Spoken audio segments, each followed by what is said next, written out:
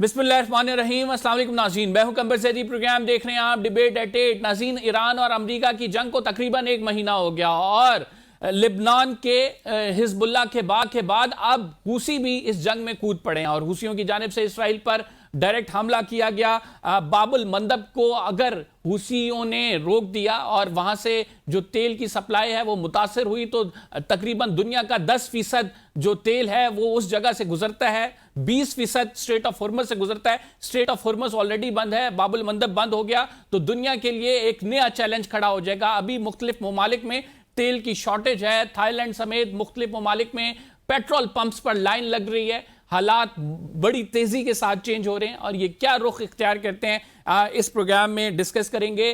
Israel की जानिब से ईरान के एनर्जी इंफ्रास्ट्रक्चर को टारगेट किया गया, इसके बावजूद कि अमरीकी सदर ने जमानत दी थी कि 10 दिन तक किसी एनर्जी इंफ्रास्ट्रक्चर को टारगेट नहीं किया जाएगा।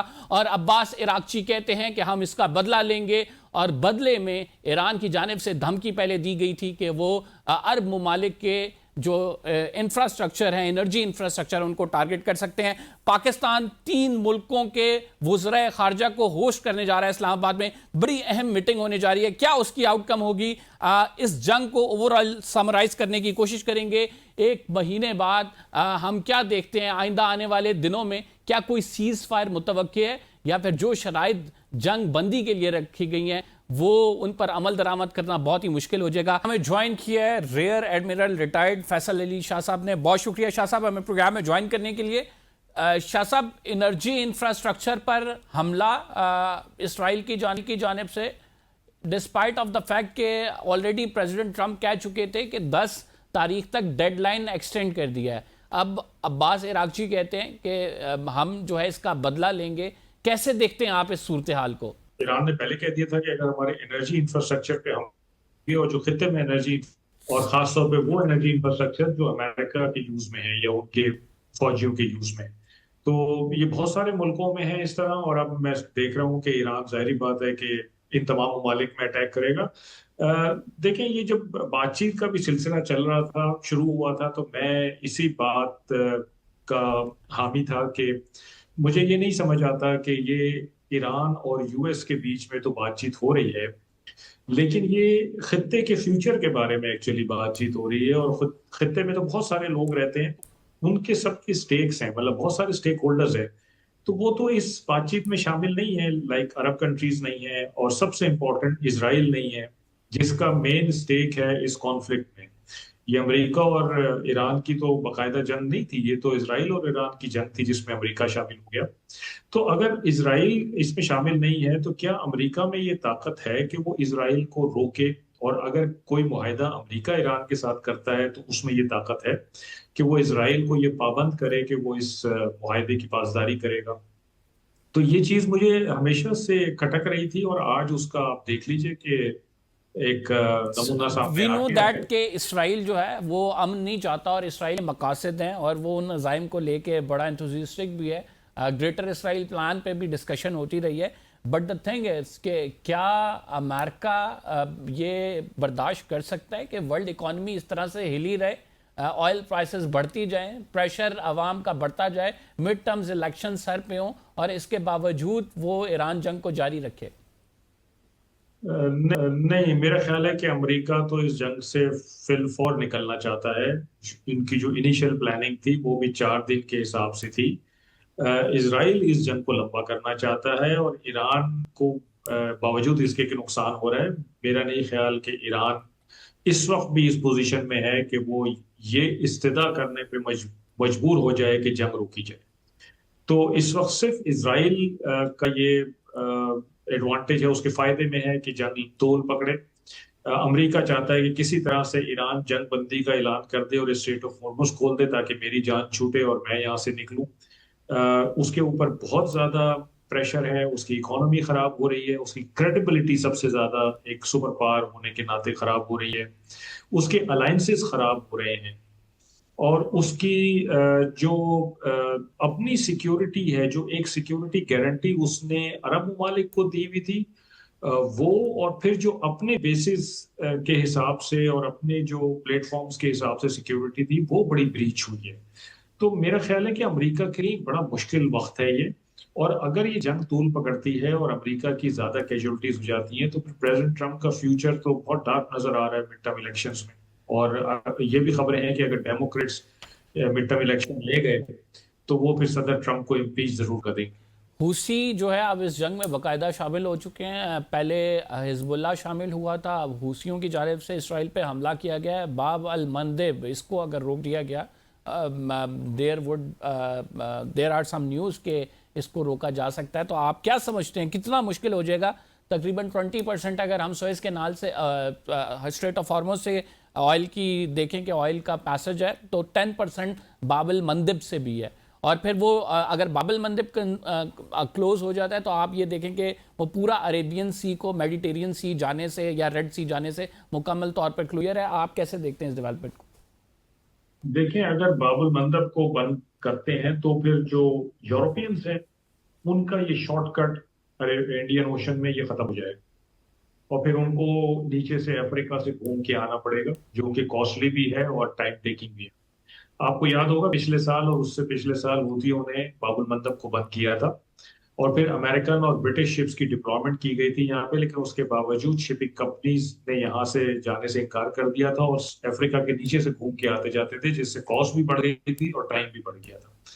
अच्छा, यहाँ मैं एक और चीज की तरफ आपकी तवज्जो दिलाऊं कि ये सिर्फ हूती इस वक्त इस जंग में बाकायदा शामिल हुए, लेकिन मुझे बहुत सारे ऐसे साइंस नजर आ रहे हैं कि शायद और कुछ ममालिक इस जंग की लपेट में आने वाले हैं। लाइक आप देखिए कि जेलेंस्की जो है वो विजिट कर रहे हैं यूएई का, और अभी वो कतर शायद पहुंच गए हैं और डिफेंस एग्रीमेंट्स कर रहे हैं। और उधर से रशिया ने, अगर आपको याद हो तो 4 दिन पहले 5 दिन पहले एक बयान दिया था कि अगर ईरान की टेरिटोरियल इंटेग्रिटी और सोवरेनिटी के साथ हम बिला मशरूत खड़े, तो अगर ये खबरें आ रही हैं, फर्ज करें कि अमेरिका खर्ग आइलैंड पे अटैक करना चाहता है, इन्वेजन करना चाहता है, उसको कब्जा करना चाहता है, तो फिर जाहिर बात है कि ईरान की टेरिटोरियल इंटेग्रिटी ब्रीच होगी। और अगर वो ब्रीच होगी तो फिर रशिया ने जैसे कहा है तो वो इस जंग में शामिल होता है, नहीं होता है, लेकिन उसकी स्टेटमेंट से तो लगता है कि उसको आना चाहिए। और फिर जेलेंस्की साहब जो हैं वो अरब ममालिक के साथ जो मायदे कर रहे हैं, तो ये भी एक मुझे लगता है कि रशिया के लिए एक इंसेंटिव कहेंगे या अट्रैक्शन कहेंगे इस जंग में शामिल होने में, क्योंकि जेलेंस्की अरब कंट्रीज के साथ मुआहदे करते हुए दैट हैं। इज अ वेरी तो मुझे इंटरेस्टिंग पॉइंट।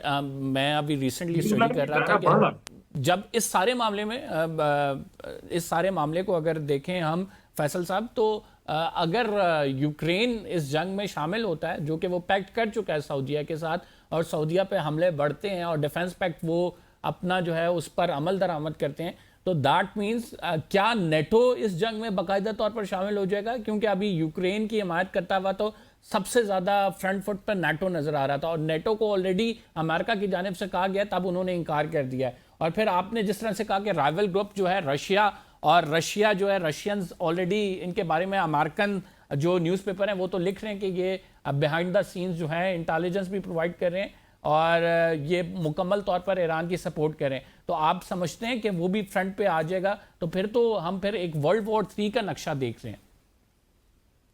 जी बिल्कुल, मुझे तो इसका दायरा बड़ा होता नजर आ रहा है और ये खतरे की अलामत है। क्योंकि अभी तक तो ये ख्याल था कि ये कन्फाइंड है ईरान, इसराइल, यूएस के बीच में, अरब ममालिक भी इसमें शामिल नहीं हुए।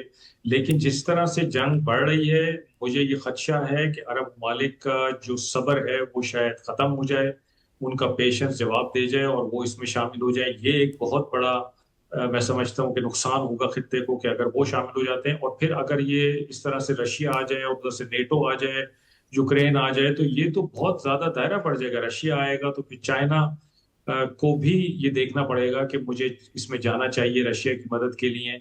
क्योंकि देखिए, मैं ये समझता हूँ कि रशिया और चाइना के लिए अगर मैं उनकी जगह पे हूं तो मेरे लिए तो ये बड़ी खुश आइन चीज है, हालांकि जंग चल रही है खित्ते में और नुकसान भी हो रहा है, कि यूएस यहाँ पे फंस गया है।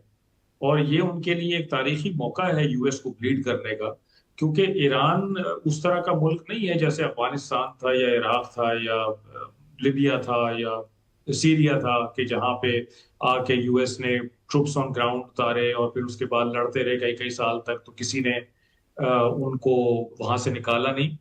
लेकिन ईरान उस तरह का मुल्क नहीं है। ईरान बहुत डिफरेंट मुल्क है और यही मिसकैलकुलेशन बेसिकली यूएस से हुई है। मैं नहीं समझता कि इजराइल ने मिसकैलकुलेशन की है, उन्होंने मिसलीड जरूर किया है यूएस को, लेकिन यूएस से मिसकैलकुलेशन हुई है और वो यहाँ पे पहुंच गए हैं और अब मुझे लगता है वो फंस गए हैं। और अगर वो फंस गए हैं तो ये बिल्कुल ऐसे ही है जैसे बैल को नथ डाल दी गई है, और चाइना और रशिया तो नहीं चाहेंगे कि ये नथ खोली जाए। रिसेंटली भारत की जानिब से भी बड़े बयानात आ रहे हैं, पहले ब्रोकर कहा गया उनके वजीर खारजा की जानिब से, और अब जो है एक नया नेटवर्क जो कि इस टाइम एक्स पर ऑपरेट कर रहा है जाली अकाउंट्स के साथ अफगानिस्तान की मदद से। वो पाकिस्तान के जो नैरेटिव है इसको जो है नुकसान पहुंचाने की कोशिश कर रहा है, डिसइंफॉर्मेशन दी जा रही है, ऐसे अकाउंट्स बनाए गए हैं जिनसे जो है टारगेट किया जा रहा है पाकिस्तान, जो ये अमन की कोशिशें कर रहा है, जो पाकिस्तान एक एज पे है, एक अपर एज पे है। उसकी वजूहत ये हैं कि पाकिस्तान कोशिश ये कर रहा है कि ये तमाम मुमालिक जो इसमें इन्वॉल्व हैं कॉन्फ्लिक्ट में बैठें और उसका कोई देर पा हल निकाला जा सके। लेकिन हम मुसलसल देख रहे हैं फैसल साहब के जो इंडिया से एक जो इंफॉर्मेशंस आ रही हैं, जिस तरह से वो उनके वजीर खारजा की स्टेटमेंट है, और फिर अब ये एक बाकायदा कैंपेन के तौर पर एक्स अकाउंट पे रन किया जा रहा है। आपकी क्या राय है इस पर? देखिए, इसमें तो कोई दो राय नहीं होनी चाहिए कि ये उनकी फ्रस्ट्रेशन का इजहार है, और इस फ्रस्ट्रेशन पे वो कोई एक रात में या एक दिन में नहीं पहुंचे, बतदरीज पहुंचे हैं। उनके जो तमाम चेहरे थे ना, वो बेनकाब होते आ रहे हैं पिछले कोई 2-3 साल से। आपको याद होगा कि कनाडा, यूएस और ऑस्ट्रेलिया ने इंडिया को ओवरसीज टेररिज्म में पकड़ा हुआ है, और उनको बकायदा सबूत के साथ ये दस्तावेजात दी गई हैं कि आपके गवर्नमेंट के लोग इन्वॉल्व हैं टेररिज्म में उन सरजमीन पे, यानी कनाडा में, यूएस में और ऑस्ट्रेलिया में। फिर उसके बाद आप देखें कि मई 2025 आ जाता है, पाकिस्तान के हाथों बड़ी उनको हजीमत उठानी पड़ती है। फिर आप देखिए कि स्ट्रेटेजिक ऑटोनॉमी मेंटेन करने की कोशिश करते हैं कि जी नहीं, हम रूस से तेल लेते रहेंगे, हम चाबहार में इन्वेस्टमेंट हमारी है तो हम वहीं पर रहेंगे। उससे फिर उनको फाइनली रिग्रेस करना पड़ा जब ट्रम्प साहब ने धमकियां दी और टैरिफ लगाया। तो इनकी बतदरीज तनज़ुली हुई है और ये बहुत ज्यादा फ्रस्ट्रेटेड हैं इस वक्त। अच्छा, इंडियंस को मेरा मशवरा ये है कि आप थोड़ा सा हौसला करें, और आप इस वक्त तो एक फेंस पे बैठे हुए हैं और आपकी इंक्लिनेशन है इसराइल और यूएस की तरफ, और आप फेंस पे बैठ के आपने एक जुआ खेला हुआ है।